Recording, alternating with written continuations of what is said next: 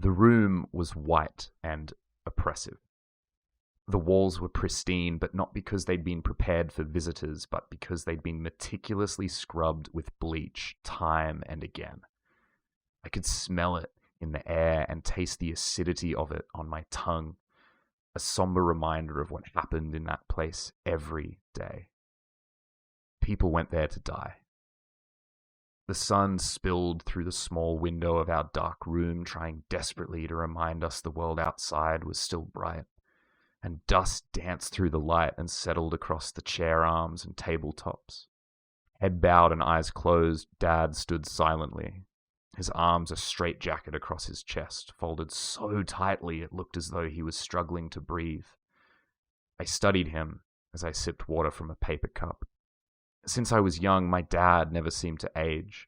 For 15 years, the man looked perpetually 40, but when I looked at him then, it seemed the years had finally caught up with him. His worry lines were valleys across his forehead, and he wore an artificial smile. A cough from behind us disturbed our uneasy silence, and we turned in unison to stare at the bathroom door. "You okay in there?" Dad called, arms still locked.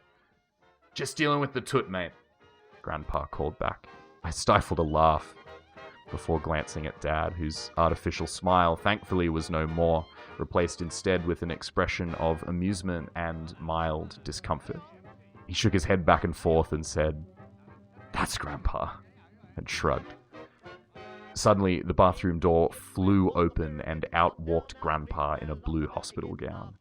His grey cheeks and thinning hair were juxtaposed against his wild smile and excited eyes. The cancer was in his brain and it had spread everywhere, but that didn't stop the man from presenting with an air of authority. It didn't take away his dignity. Without warning, Grandpa yanked up his gown and yelled, "Check it out, fellas, they've got me in a bloody nappy." And sure enough, there in front of us was a large white adult nappy. Had I been sipping my water at that moment, I surely would have spit it out all over those pristine walls as I howled with laughter. At his most vulnerable, the man found a way to make the world bright. Even in the face of death, Grandpa was full of life. When I remember Grandpa, this is the memory I choose to recall. Not just because it makes me laugh, but because it's one of the few times I remember feeling like I truly knew the man.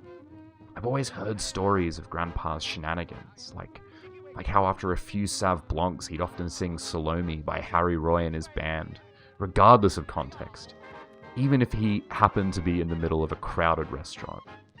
The tragedy of my relationship with him, for me though, had always been that I was never a part of those shenanigans.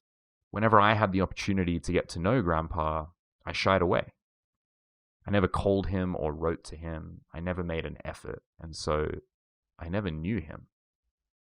But in that moment, that tragic, beautiful, honest, raw, self-aware moment, I was a part of the shenanigans, and I did know him.